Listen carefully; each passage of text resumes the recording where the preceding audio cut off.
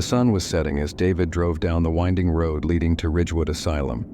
The building, long abandoned, loomed ahead, casting an eerie shadow over the overgrown grounds. David had been hired to document the site for a historical preservation project, but something about the place sent chills down his spine. "I'll be fine," he muttered to himself as he parked his car near the rusted gate. The air was thick with the scent of decay, and the wind whistled through the broken windows. David grabbed his camera equipment from the back seat and took a deep breath before pushing open the gate. It creaked loudly, echoing across the empty grounds. As he stepped through, the oppressive atmosphere seemed to intensify. The asylum was infamous not only for its treatment of mentally ill patients, but also for the dark rumors that surrounded it. Stories of cruel experiments, patients disappearing, and strange, ghostly sightings were common in the local town. But David didn't believe in ghosts. He was here to capture the architecture and document its history, nothing more. The front doors of the asylum stood slightly ajar, the wood rotting and peeling from years of neglect. He pushed them open, his camera ready to capture the eerie beauty of the abandoned building. The interior was just as he expected, dusty, with broken furniture scattered around and peeling wallpaper barely clinging to the walls. The light from his flashlight bounced off the damp, cracked floors as he ventured deeper into the asylum. But as he moved through the hallways, the temperature dropped noticeably. He could see his breath in front of him, and an overwhelming sense of dread began to creep in. He shook it off, telling himself it was just the isolation playing tricks on him. But deep down, he knew there was something wrong with Ridgewood Asylum. As David moved further into the asylum, the strange noises began.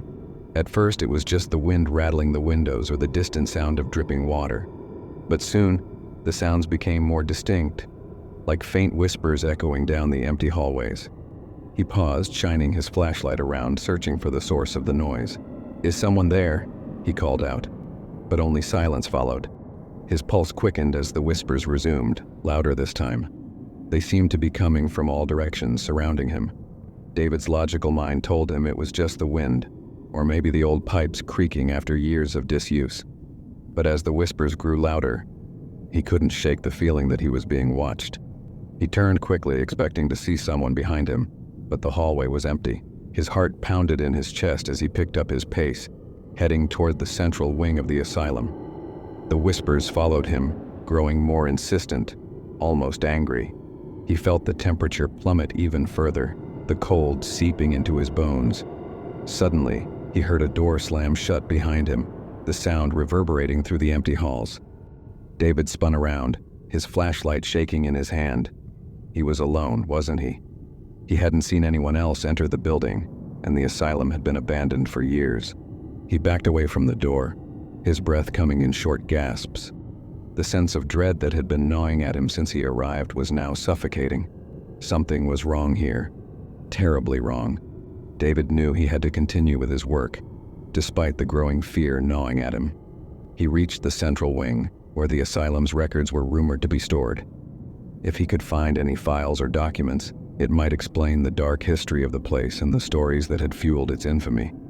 The records room was dusty, filled with crumbling file cabinets and stacks of yellowed papers.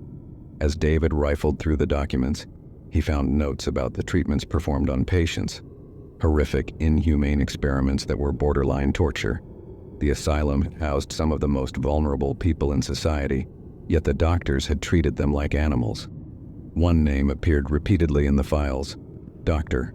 Harold Garrison, the asylum's head physician. There were mentions of secret experiments, but the details were vague, as if they had been deliberately erased. David's hands trembled as he read accounts of patients going missing, their disappearances never investigated. Then he found a file that made his blood run cold. It was labeled simply, Subject 42. The contents were mostly redacted, but what remained was chilling. Subject 42 was a patient who had been the focus of Dr. Garrison's most extreme experiments. The notes hinted at something unnatural, something that had gone terribly wrong. As David read the final entry, a loud crash echoed through the room. He jumped, his flashlight flickering out for a moment before coming back on. The sound had come from the hallway outside. Heart pounding, David slowly approached the door. He knew he should leave, but something compelled him to stay, to find out what had happened to Subject 42. The moment David stepped into the hallway, he felt a change in the atmosphere. The whispers were louder now, almost deafening, and the temperature had dropped to the point where he could see frost forming on the walls. He felt a presence behind him, but when he turned, there was nothing there. Suddenly, the lights flickered, and the asylum was plunged into darkness. David's flashlight barely cut through the gloom, and his hands shook as he fumbled with the controls. The whispers grew more frantic, and he could hear footsteps. Soft, shuffling footsteps coming closer and closer. His breath came in ragged gasps as he backed up against the wall, his eyes darting around the hallway. "Who's there?" he shouted, his voice shaking with fear. For a moment there was silence. Then a figure appeared at the far end of the hallway, barely visible in the dim light. It was a man, tall and gaunt, his face obscured by shadow. He stood motionless, watching David. David's heart raced as he took a step back. "Who are you?" he demanded. Though his voice was little more than a whisper, the figure remained silent, but the whispers around David intensified. He could feel them closing in on him, suffocating him. Panic surged through him as the figure began to move slowly, deliberately toward him. David turned and ran, his footsteps echoing through the empty halls. The whispers followed him, growing louder and more chaotic. He could hear the figure's footsteps behind him, gaining on him with every step. He reached the exit doors and yanked them open, stumbling out into the cold night air. But even as he fled the asylum, he could still hear the whispers, faint but ever present. David didn't sleep that night. The haunting presence of Ridgewood Asylum stayed with him, gnawing at his mind. The files he'd found, the figure in the hallway, and the whispers that had followed him, it all pointed to something far darker than he had imagined. He had to know more. The next morning, he visited the local town's historical society, hoping to find any additional information about the asylum and Dr. Harold Garrison. The librarian, an elderly woman who had lived in the town her entire life, was hesitant to speak about the asylum. "Most people around here avoid that place," she said quietly. "It's cursed. Everyone knows that." David pressed her for more information, and after some reluctance she revealed an old newspaper clipping. It detailed the closure of Ridgewood Asylum following a series of mysterious deaths. According to the article, several patients had died under strange circumstances, and the staff had reported seeing things they couldn't explain. But what caught David's attention was a small mention of Dr. Garrison. The article suggested that after the asylum was shut down, Garrison had disappeared without a trace. Rumors swirled that he had continued his experiments in secret, using the asylum as his base.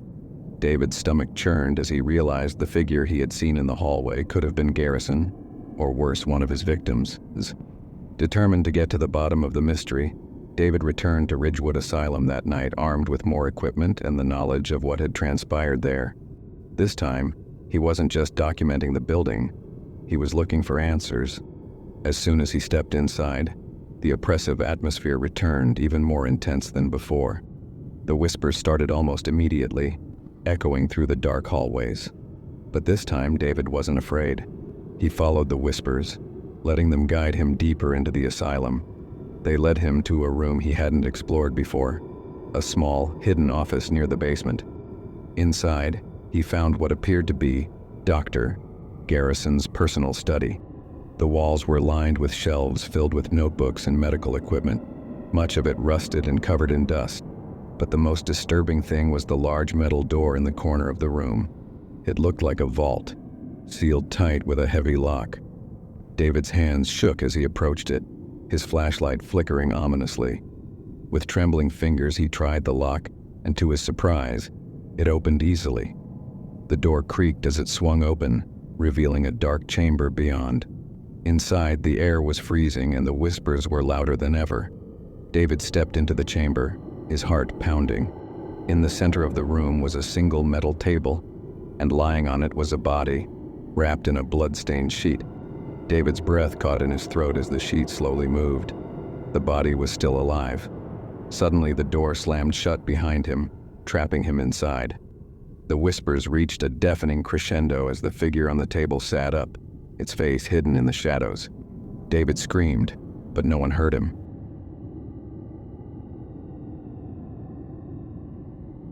It was supposed to be a fresh start for the Carter family.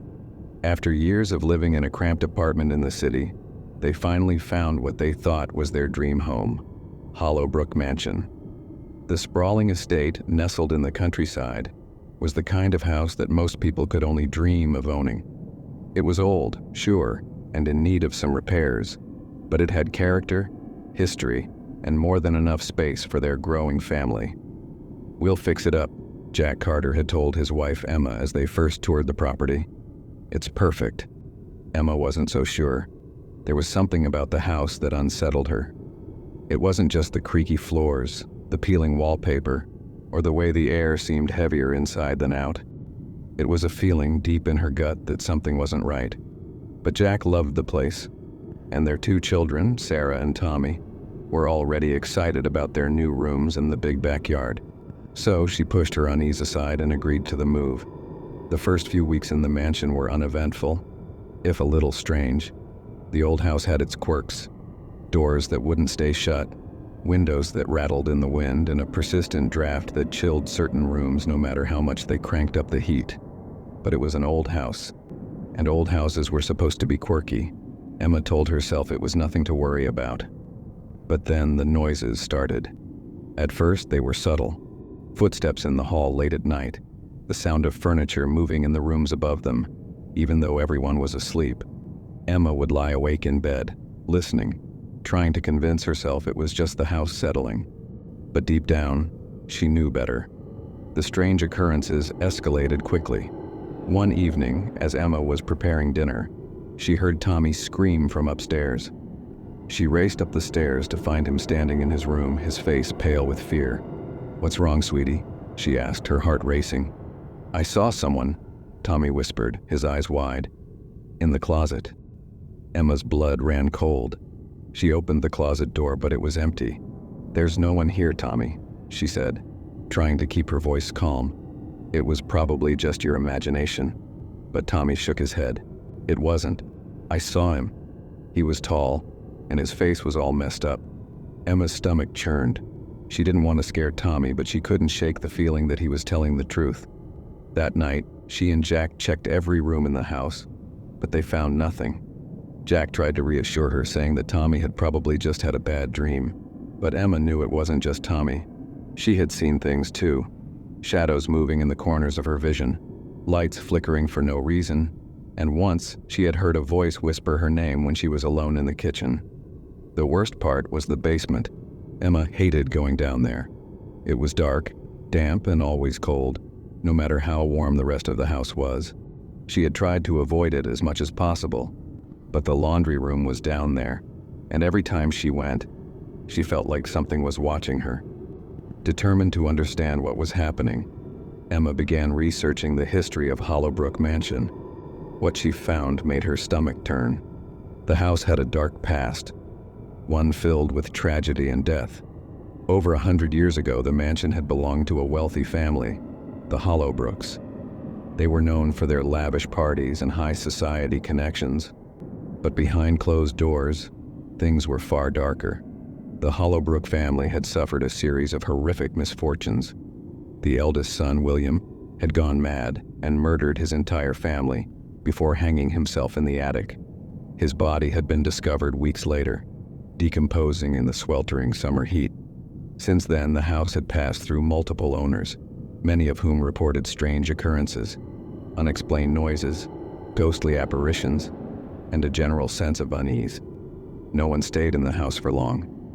Emma's hands trembled as she read the old newspaper clippings. The description of William Hollowbrook matched what Tommy had seen: tall, with a disfigured face. She couldn't deny it any longer. Something was terribly wrong with Hollowbrook Mansion. That night, she told Jack what she had found. He tried to dismiss it, saying it was all just superstition and that they had nothing to worry about. But Emma could see the doubt in his eyes. He didn't want to admit it, but he had been hearing the noises too. The haunting grew more intense with each passing day.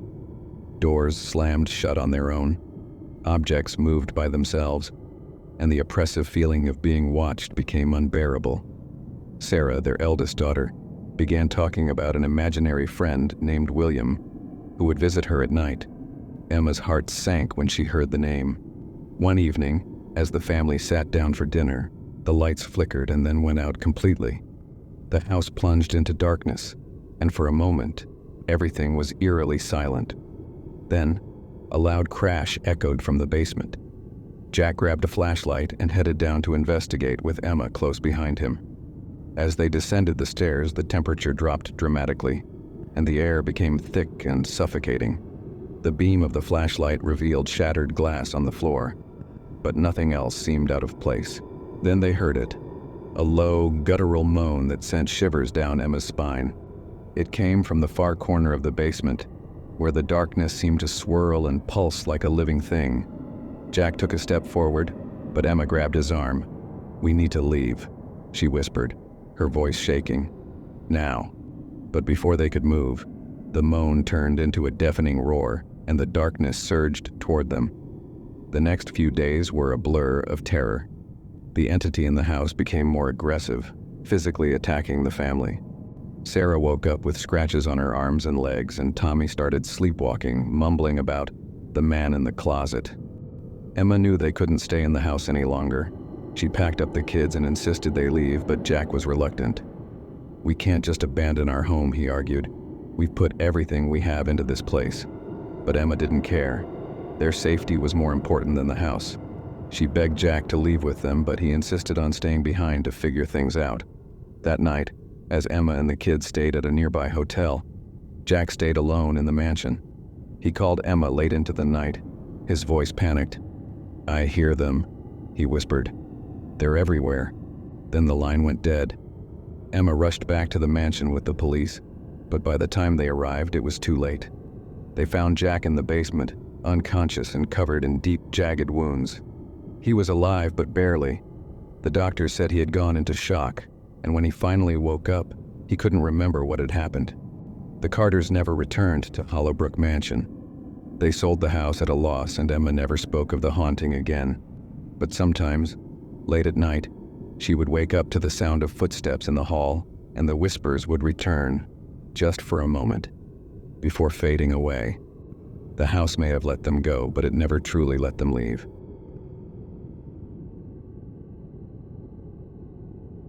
Silent Springs was the kind of town you read about in novels, quaint, picturesque, and seemingly untouched by time. Its old Victorian homes, lush green fields, and quiet streets made it the perfect place for a weekend getaway. For Liz and her friends, it seemed like an ideal escape from the chaos of city life. They had rented a large house on the edge of town, away from prying eyes and the everyday stress that came with their jobs. The house itself was beautiful. It had 3 stories, a wraparound porch, and large windows that offered stunning views of the surrounding woods. But there was something odd about it, something Liz couldn't quite put her finger on. Maybe it was the way the shadows seemed darker inside than they should be, or how the air felt heavy as soon as they stepped through the front door. Still, she brushed it off as nerves. They had come to relax, after all, not to worry about some old house's quirks. Her friends, Megan, Jason, and Greg, didn't seem bothered by the house at all. They unpacked their bags, laughing and joking as they claimed their rooms and settled in for the weekend. Liz tried to join in, but a sense of unease gnawed at her. Later that evening, after a hearty dinner and a few drinks, the group decided to explore the property. There was a path behind the house that led into the woods, and though the sun had begun to set, they couldn't resist the idea of a twilight hike. As they walked deeper into the woods, the air grew cooler, and the towering trees blocked out what little light remained.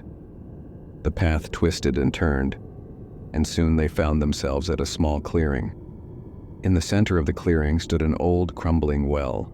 Moss-covered stones lined its edges, and a thick wooden beam hung above it, holding a rusted bucket suspended by a frayed rope.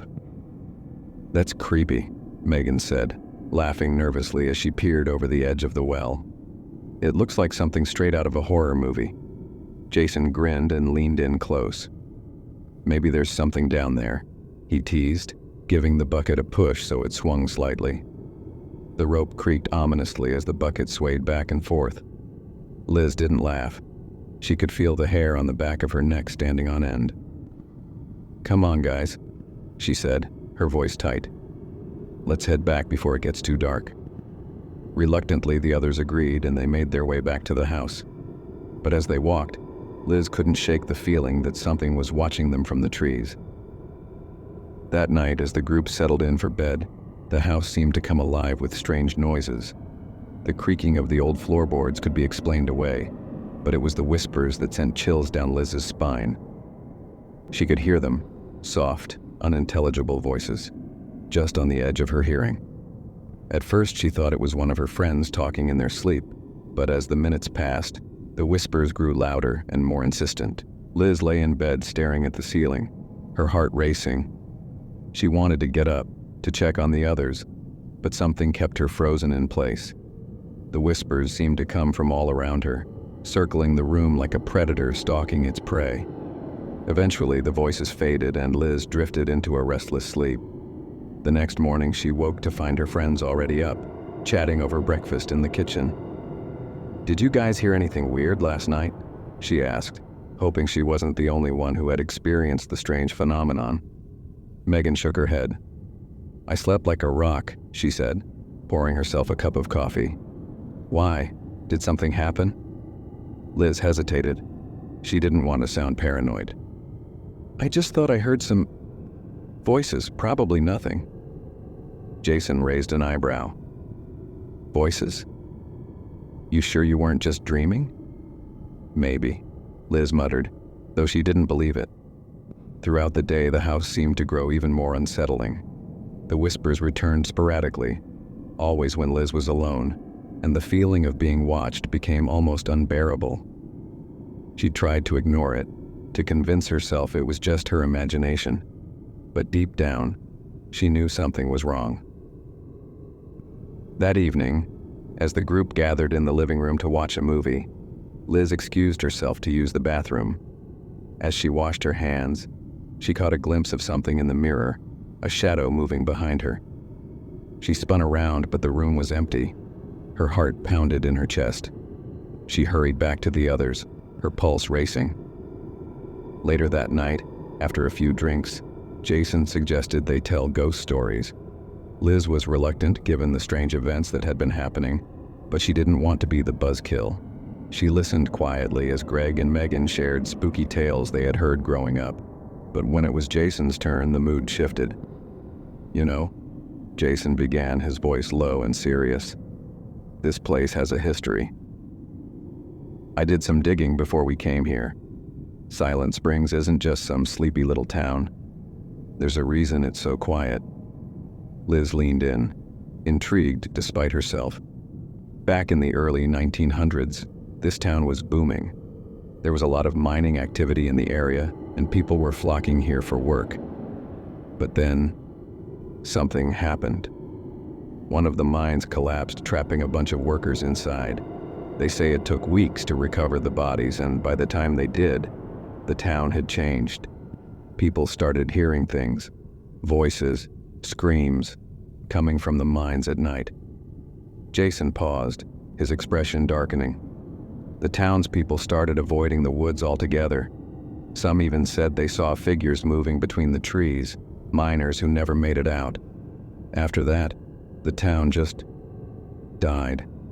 People moved away, businesses closed, and Silent Springs became a ghost town. And that well we saw yesterday, it's said to be the entrance to one of the old mines. The room was silent for a moment, the weight of Jason's story hanging in the air. "That's just a story, right?" Megan asked, her voice shaky. Jason shrugged. "Maybe.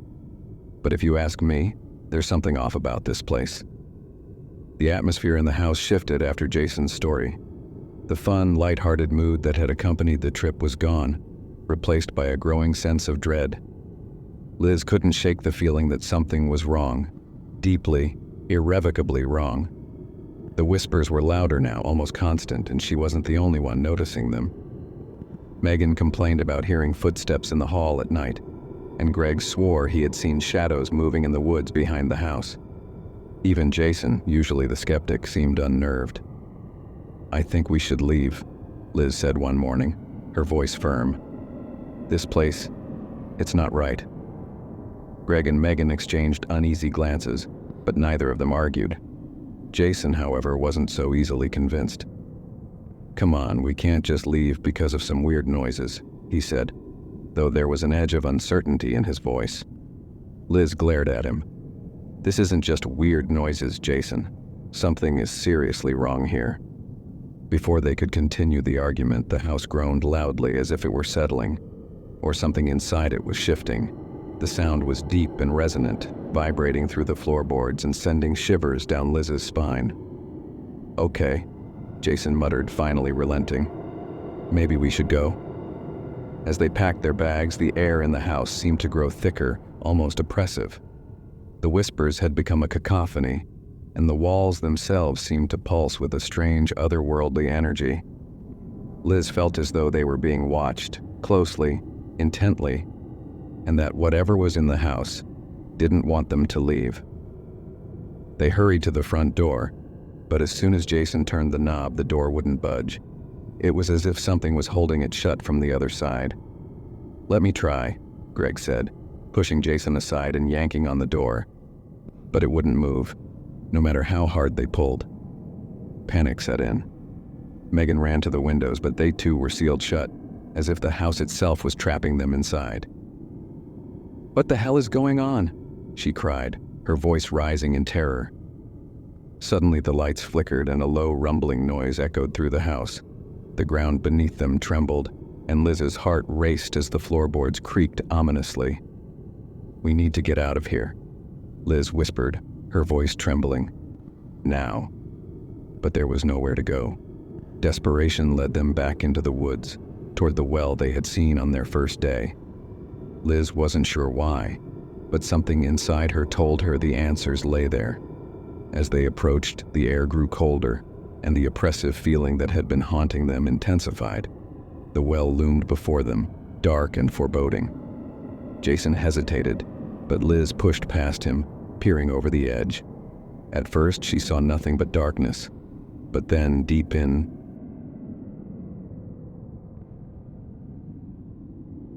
it was a fresh start.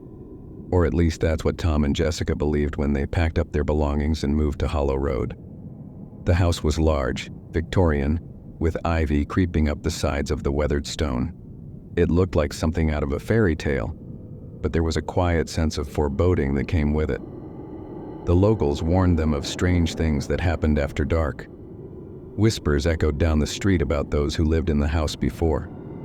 Tom shrugged it off as local folklore. Every small town has its ghost stories. He chuckled to Jessica as they unpacked. She didn't find it as funny. The air around the house was thick, heavy, as though it had a history all of its own. As they settled in, their young daughter, Lila, began talking about her new friend. At first, it was just innocent conversations about playing games. But when Jessica asked more questions, Lila's description of this friend was chilling. Pale skin, hollow eyes, always standing in the corner of her room, watching. Jessica's unease grew.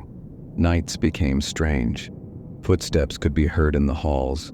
Doors creaked open slowly, and there was a distinct sound of something dragging across the floor. Tom assured her it was just the house settling. But Jessica couldn't shake the feeling that something was wrong. It started happening every night at the same time. 3:12 a.m. Jessica would wake to the sound of footsteps, slow and deliberate. The hairs on the back of her neck would stand on end, and she would instinctively turn toward the hallway. But the footsteps always stopped just before the doorway. Then, there was silence. One night, her curiosity got the best of her. She slipped out of bed, careful not to wake Tom, and crept to the door. The hallway was dark, illuminated only by the faint moonlight filtering through the small window at the end. She listened intently. Nothing. But as she turned to go back to bed, she saw it. A shadowy figure at the far end of the hall, tall and gaunt, slowly approaching her. Its movements were sluggish, unnatural, as though it were being pulled by invisible strings. Jessica froze in place, her heart pounding in her chest. The figure came closer and closer until it was mere feet away. Then, it vanished. Jessica's scream woke Tom, who rushed out of bed, but by the time he reached her, the hallway was empty. Jessica's paranoia grew, but she didn't want to worry Tom further. However, it was becoming impossible to ignore the things Lila was saying. One day while drawing, Lila casually mentioned that her friend didn't like Mommy. When Jessica asked why, Lila said, "He says you're in his way." The temperature in the room seemed to drop, and Jessica felt a cold sweat form on the back of her neck. She asked Lila what her friend looked like, and Lila's response sent a chill through her bones. "He's tall. He stands in the shadows. He's always watching." That night, Jessica lay awake waiting for 3:12 a.m. When the footsteps started, she knew it was real. She tried waking Tom, but he didn't stir, as if something was keeping him in a deep sleep. Terrified, she grabbed Lila from her room and locked themselves in the master bedroom. As the minutes ticked by, Jessica heard something scratch against the door. It started softly, but soon became a frenzied scratching, as if something was desperate to get in. Desperate for answers, Jessica went to the local library and began researching the history of their house. What she found was a disturbing series of events. In the late 1800s, the house belonged to a wealthy family, but one night, the entire family disappeared without a trace. Local legends spoke of a malevolent spirit that took over the house, one that fed on fear and kept those within its walls trapped forever. Jessica learned that the house had been abandoned for years before they moved in, and many of the previous owners had also reported strange occurrences. Some had even left in the dead of night, never to return. Jessica realized that they needed to leave the house before it was too late, but every time she brought it up to Tom, he brushed it off as nonsense. He was starting to change. His usually upbeat personality was being replaced by a dark, brooding mood. It was as if the house was affecting him too. One night, as Jessica lay in bed with Lila, the scratching at the door returned. This time, it was accompanied by a deep, guttural growl. The door began to shake, and Lila clung to her mother, terrified. Jessica knew they couldn't stay in the room any longer. She grabbed her daughter and made a dash for the front door. As they ran down the hallway, the shadowy figure appeared again, but this time, it was closer, more defined. It reached out toward them, its long, bony fingers stretching out for Lila. Jessica screamed as she threw open the front door and ran outside. The moment they stepped off the property, the air became lighter, and the oppressive feeling that had been weighing down on them disappeared. But as they turned back to look at the house, the figure stood at the window watching them. It was as if it was waiting, knowing they would be back. Tom refused to leave.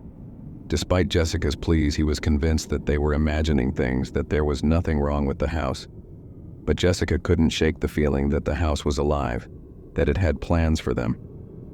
One night, Tom disappeared. No note, no signs of struggle. Just gone. Jessica knew deep down that the house had taken him. She grabbed Lila and fled, never looking back. Years later, she heard that the house had new owners. She wondered if they too would be haunted by the shadow in the hallway. But she knew one thing for certain. Hollow Road was cursed, and it would never let its inhabitants leave without taking something from them.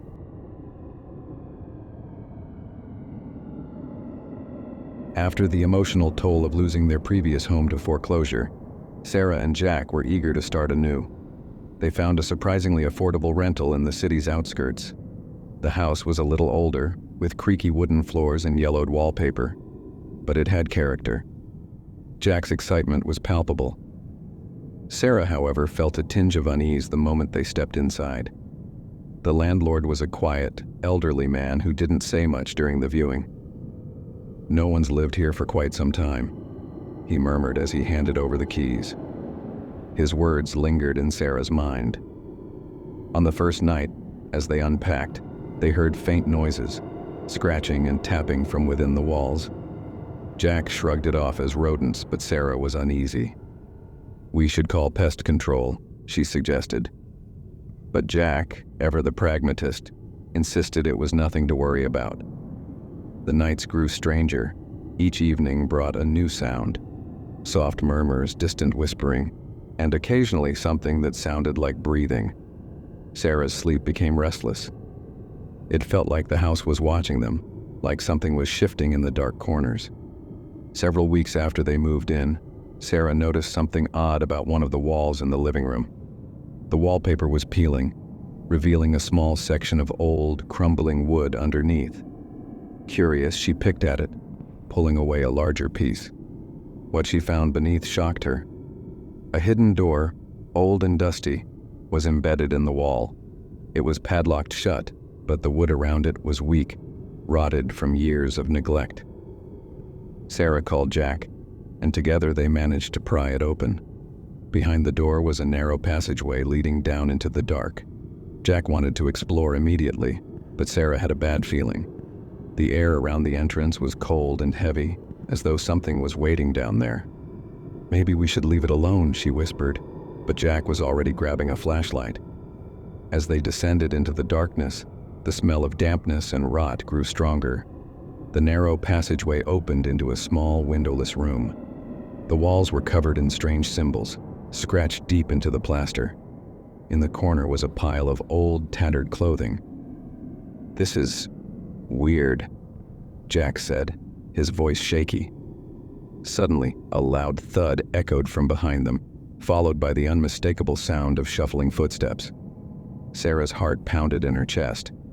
They weren't alone.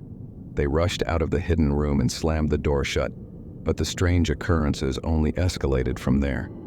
Every night, the tapping and scratching within the walls grew louder. The whispers were no longer faint. They sounded like voices trying to communicate. Jack was starting to feel the strain. He couldn't sleep, often waking up in the middle of the night drenched in sweat, claiming he saw someone standing at the foot of their bed. One evening, Sarah was home alone when she heard a deep voice say, "Get out." It was loud, as if the person was right behind her, but when she turned around, no one was there. Frantic, she ran to the living room where the door to the hidden room had swung open by itself. She swore she saw a figure moving within the shadows of the passageway. Terrified, she called Jack, who returned home and tried to calm her down. But Sarah couldn't shake the feeling that something evil was lurking in the house, something that didn't want them there. Determined to understand what was happening, Sarah began researching the house. She discovered that it had been built in the 1930s by a reclusive man named Victor Halloway, who was rumored to be involved in occult practices. The house had a dark history. Several tenants had gone missing over the years, and there were stories of strange rituals being performed in secret rooms. One particularly disturbing account involved a family who had lived there in the 1960s.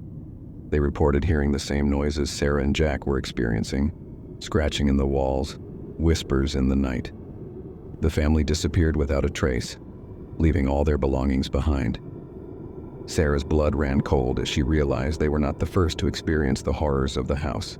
Jack still refused to believe that anything supernatural was happening, but Sarah was convinced they were in danger. The breaking point came one night when Jack, now fully sleep-deprived and irritable, stormed into the living room after hearing more noises. He ripped open the hidden door, flashlight in hand, determined to put an end to the madness. But what they saw next was beyond explanation. Standing in the middle of the room was a man, tall, thin, and ghostly pale. His face was twisted in anguish, his eyes hollow and sunken. He pointed at Sarah and Jack and said, "You need to leave, or he will take you too." Before they could respond, the figure vanished into the darkness. The next day, Sarah packed up their belongings, insisting that they leave the house for good. Jack, still in shock from the encounter, finally agreed. But as they prepared to leave, the house seemed to fight them. Doors slammed shut on their own. Windows refused to open and the air grew thick and oppressive. They could hear the tenant's voice, now louder than ever, screaming, "Get out! Get out!" It felt as though the house was alive, trying to trap them within its walls. But Sarah and Jack fought back, forcing their way through the front door and running out into the night. As they stood in the street, breathless and terrified, they looked back at the house. The shadow of a figure stood at the window watching them. The tenant, or whatever it was, had made its point clear. They never returned.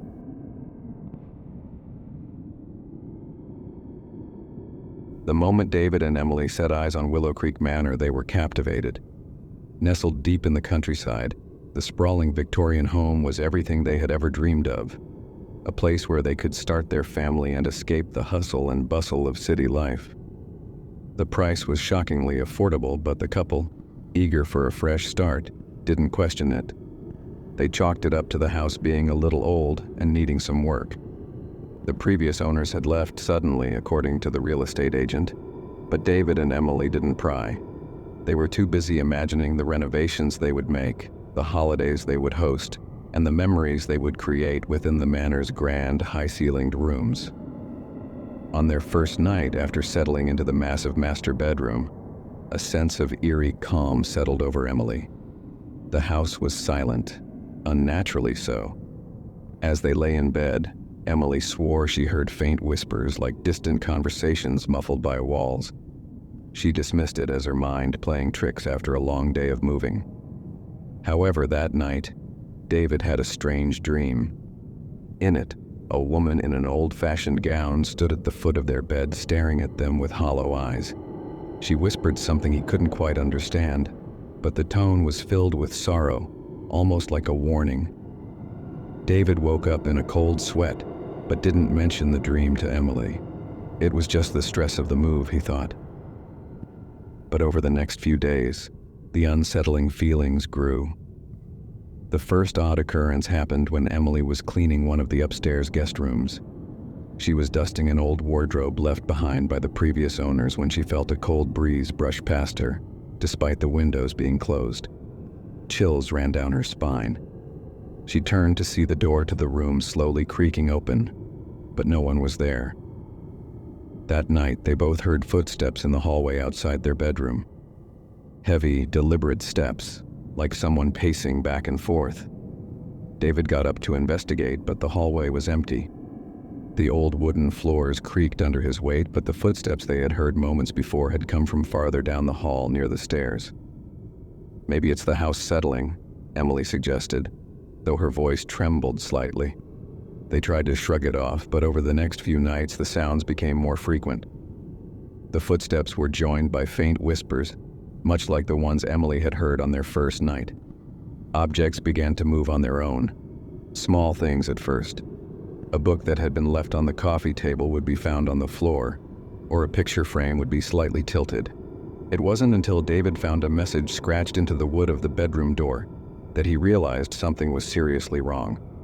The message, written in a jagged, uneven hand, simply said, "Leave."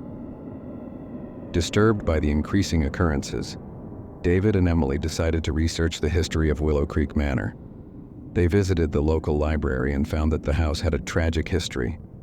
Built in the late 1800s by a wealthy family, the manor had seen its share of death and despair. The original owner, a man named Henry Lockwood, had been a successful businessman, but his life took a dark turn when his wife, Eleanor, mysteriously disappeared. According to the townspeople, Henry had become obsessed with finding her, convinced she had been taken by something in the house. He spent years searching, eventually losing his mind and taking his own life in one of the upstairs rooms. Subsequent owners reported strange occurrences, voices, shadows, and even sightings of Eleanor's ghost. Most families left the house within a year, unable to endure the increasingly hostile spirit activity. David and Emily were horrified. Could the spirit of Eleanor Lockwood still be trapped in the house, searching for her husband, or perhaps warning others of the same fate? As the days passed, the manifestations in the house grew stronger. Emily would catch glimpses of a woman's figure out of the corner of her eye, always disappearing before she could get a good look. One evening, while David was at work, Emily heard a woman's voice, soft and sorrowful, whisper her name. "Emily." It came from the master bedroom. Terrified but drawn to the voice, Emily followed it, her heart racing. As she stepped into the bedroom, the temperature dropped dramatically, and a gust of cold air slammed the door shut behind her. Standing in front of the window was the figure of a woman, her back turned, dressed in a flowing white gown. Her hair was long and dark, obscuring her face. "Who are you?" Emily managed to stammer. The figure didn't turn, but in a voice barely audible, she whispered, "He's coming. You must leave, before it's too late." Emily blinked, and the figure was gone. Shaken, she ran from the room, her mind racing.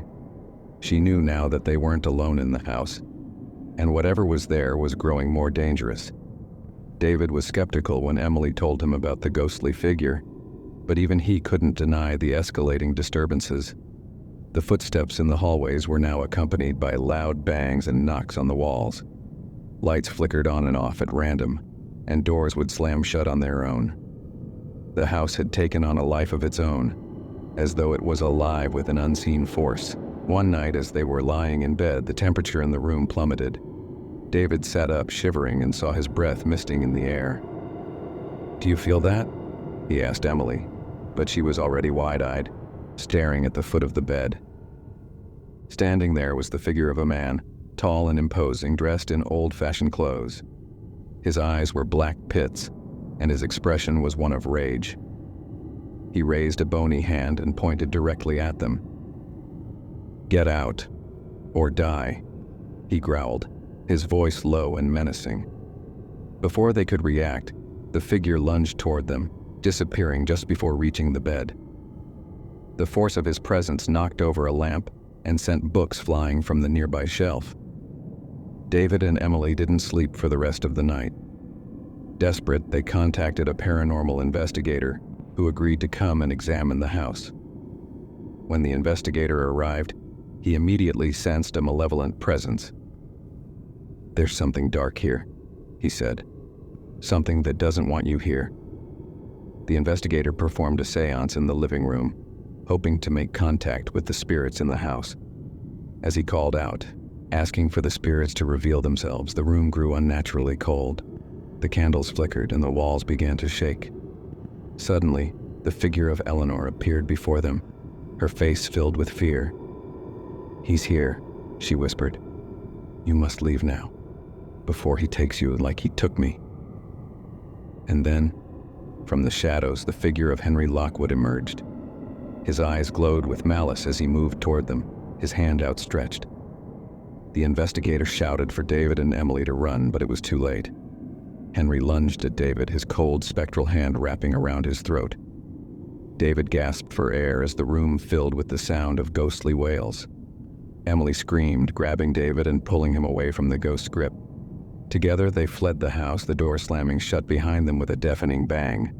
They didn't stop running until they reached the car. As they drove away, Emily looked back at the manor.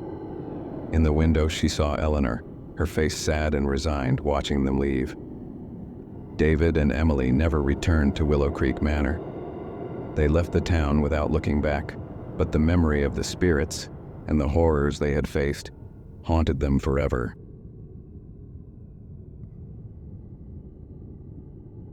Jessica and her husband Mark thought they had struck gold when they found the old house on Blackthorn Hill. It was a grand 3-story structure with a wraparound porch and acres of land. The house had been empty for years, but Jessica, a lover of restoration projects, saw the potential. The overgrown gardens and peeling paint only added to the house's charm in her eyes, and she was determined to breathe new life into the place. The price was a steal, and though the neighbors whispered about the house's history, neither Jessica nor Mark paid much attention to the local rumors. They were too excited about their new beginning. On the day they moved in, a strange sense of being watched settled over Jessica, but she dismissed it as nerves. The house was old after all, and old houses creaked and groaned. As they unpacked, Jessica felt a persistent chill in certain areas of the house, particularly near the basement door. The house had been empty for a long time, so she assumed it was just drafts from the old windows.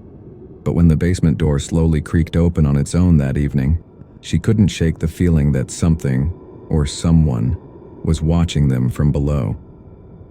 It started with little things, odd noises in the night, objects shifting from where they had been placed, and a feeling of oppressive heaviness in the air. Jessica tried to ignore it at first, chalking it up to the house's age, but the occurrences became too frequent to overlook. Footsteps echoed down the long hallways late at night when everyone was asleep, and once, Jessica heard a door slam downstairs, even though she and Mark were the only ones home. Mark remained skeptical, attributing the strange happenings to the wind or the house settling. But Jessica was no longer so sure.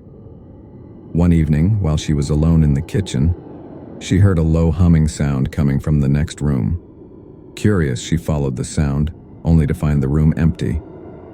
As she turned to leave, the humming stopped abruptly, and a cold draft blew through the room, making the hairs on her arms stand on end. Later that night, as she lay in bed beside Mark, Jessica had the sensation of someone standing at the foot of the bed. She opened her eyes slowly, afraid of what she might see, and her heart leapt into her throat. Standing there was a shadowy figure, indistinct but undeniably present. It was tall, with broad shoulders, and though its face was obscured, Jessica could feel its eyes on her. She squeezed her eyes shut, willing the figure to disappear. But when she opened them again, the figure was still there, closer now, its form barely visible in the dark. She gasped and reached for Mark, but as she did, the figure faded into the shadows, leaving her shaking and wide awake. Determined to get to the bottom of the strange occurrences, Jessica began digging into the history of Blackthorn Hill. What she found made her blood run cold. The house had belonged to a family in the early 1900s, the Blackthorns, who had been well off and respected in the community. But the family had been plagued by tragedy. The eldest son, Thomas Blackthorn, had been accused of murder after his fiancée disappeared under mysterious circumstances. Though her body was never found, townspeople whispered that Thomas had killed her and buried her in the basement of the house. In the years following the scandal, the Blackthorn family fell apart. Thomas disappeared soon after the accusations, and the rest of the family either died or left town, leaving the house abandoned. Over the years, several owners had come and gone, but none stayed for long. There were rumors of strange happenings, voices in the night, ghostly apparitions, and violent outbursts of poltergeist activity. Some even claimed to have seen the ghost of Thomas Blackthorn wandering the grounds, searching for his lost love. Jessica felt a deep chill as she read the accounts.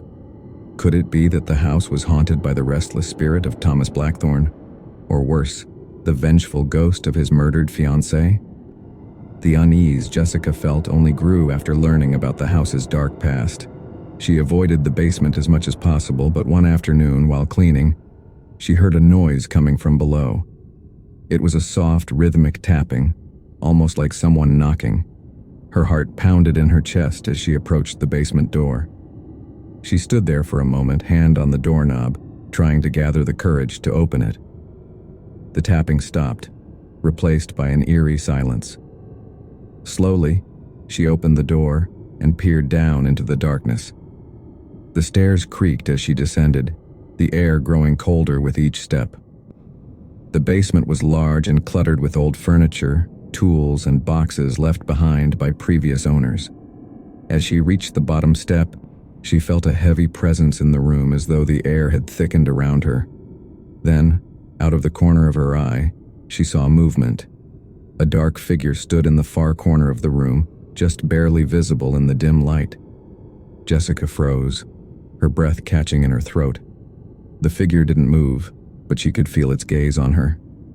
Suddenly, the temperature plummeted, and Jessica felt an icy hand brush against her arm. She let out a small cry, stumbling backward up the stairs, and slammed the door shut behind her. After the incident in the basement, the activity in the house became more aggressive. Doors slammed shut on their own, windows rattled in their frames, and disembodied voices whispered Jessica's name at night. Mark remained skeptical, but even he couldn't deny the eerie feeling that had settled over the house.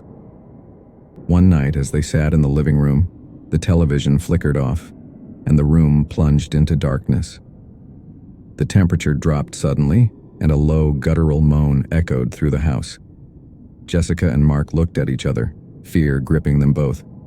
Then, out of nowhere, the heavy oak door leading to the basement swung open with a loud creak. They stared at the dark opening, neither of them daring to move. Slowly, from the shadows, a figure emerged, a tall, shadowy man with broad shoulders.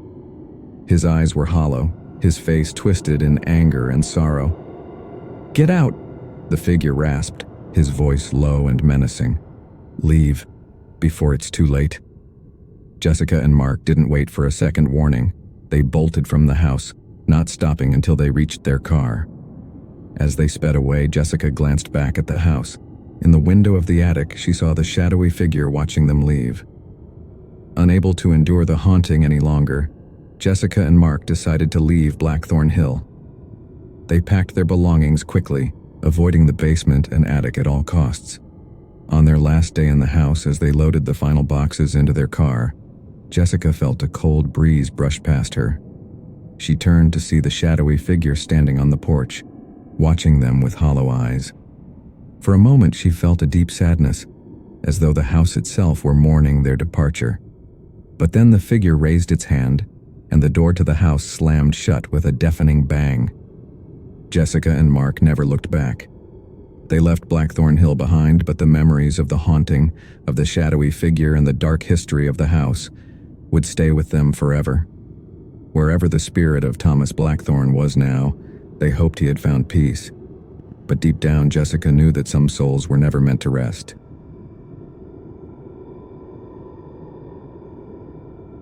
Ben and Sarah were newlyweds looking for a fresh start. After months of searching, they found a quaint, two-storied townhouse in an old neighborhood just outside the city. The rent was surprisingly low, but the house had a charming, vintage appeal. It was exactly what they were looking for, a place to start their life together. The landlord, a quiet older man named Mr. Harris, had seemed eager to rent it out, though he was oddly vague when they asked about the house's history. He simply mentioned that previous tenants had moved out abruptly, citing personal reasons. Ben and Sarah shrugged it off, more excited about their new life than any strange warnings. The first few weeks in the house were perfect. The place was peaceful, the neighbors were friendly, and Sarah had begun decorating the home just the way she liked it. But then, small things began to change. It started with little noises, creaks, groans, and soft footsteps at odd hours of the night. Ben, who worked late shifts at the hospital, would often come home to find Sarah wide awake, claiming she had heard someone moving around downstairs. They both chalked it up to the house settling or their imaginations running wild in the new space. But soon it became impossible to ignore. One evening while Ben was at work, Sarah was curled up on the couch, watching a movie. Out of the corner of her eye, she saw movement. Thinking Ben had come home early, she glanced toward the hallway, but no one was there. Shaking it off, she continued watching her movie, but the feeling of being watched lingered. Later that night, as she was brushing her teeth, she heard the unmistakable sound of footsteps behind her. She froze, staring at her reflection in the bathroom mirror, her heart pounding in her chest. Slowly, she turned around, but the hallway was empty.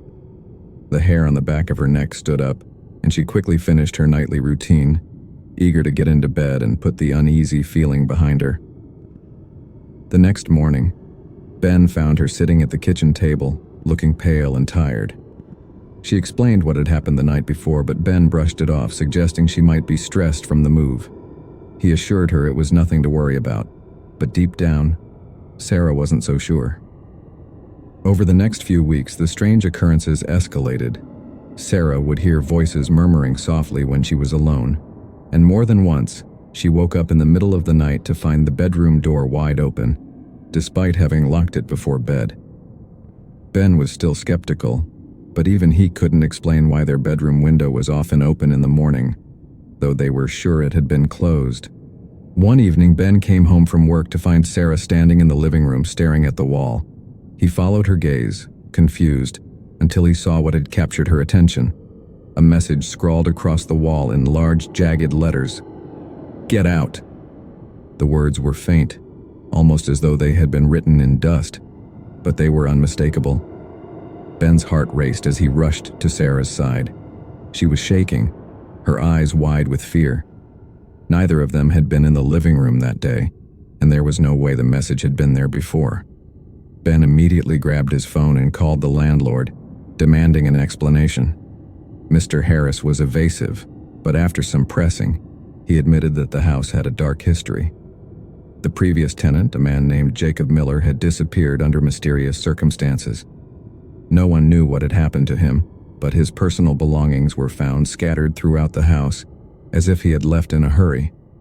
The police had investigated, but they found no signs of foul play, and eventually, the case went cold. According to Mr. Harris, Jacob had become increasingly paranoid before his disappearance, claiming that someone or something was watching him, following him around the house. The landlord's voice trembled as he confessed that he hadn't mentioned the story because he didn't want to scare them off. Ben hung up the phone, his mind racing. Could it be that Jacob's spirit was still in the house, trying to warn them? Determined to get to the bottom of the strange occurrences, Ben set up cameras around the house to capture any unusual activity. For the next few nights, he and Sarah waited in tense silence, hoping to catch something on film that would explain what was happening. On the third night, around 2 a.m., they were awoken by a loud crash coming from downstairs. Ben bolted out of bed, grabbing a baseball bat he kept by the nightstand, and rushed down to investigate. When he reached the living room, he found the coffee table overturned, with books and decorations scattered across the floor. But what caught his eye was the message on the wall, now written in what looked like deep scratches. "Leave now." Ben's hands shook as he checked the camera footage. To his horror, he saw a shadowy figure moving across the living room, its form barely visible in the dim light. It moved toward the coffee table, then paused in front of the wall, where the scratches appeared moments later. The figure lingered for a few seconds before vanishing into thin air. Sarah was beside herself with fear, and Ben knew they couldn't stay in the house much longer. But before they could make arrangements to leave, things took a darker turn. The following night, Sarah woke up gasping for air. She sat up in bed, clutching her throat as though something or someone had been choking her. Ben flicked on the light, his heart racing, and saw red marks around her neck, as if she had been strangled. Panicking, they packed their bags and decided to stay in a hotel for the night. But as they headed for the front door, it slammed shut on its own. The temperature in the house plummeted, and an oppressive weight seemed to press down on them, making it hard to breathe. The lights flickered, and the sound of heavy footsteps echoed through the house. The shadowy figure appeared again, this time standing at the bottom of the stairs, its eyes glowing faintly in the darkness. It didn't move, but its presence was suffocating. Suddenly, the figure lunged toward them, its form growing larger and more menacing with each step. Ben grabbed Sarah's hand, pulling her toward the back door, but it wouldn't budge. They were trapped. Just when it seemed like there was no way out, the oppressive presence lifted, and the front door swung open with a loud creak. Ben and Sarah didn't hesitate. They bolted from the house, not stopping until they were safely inside their car. As they sped away, Sarah glanced back at the house and saw the shadowy figure standing in the upstairs window, watching them leave. Its glowing eyes followed them until the house disappeared from view. They never returned to the townhouse, and to this day, neither of them can explain what they experienced there. Ben contacted Mr. Harris one final time to let him know they wouldn't be coming back. The landlord didn't seem surprised. "It's been waiting for someone to take his place," he said quietly before hanging up the phone.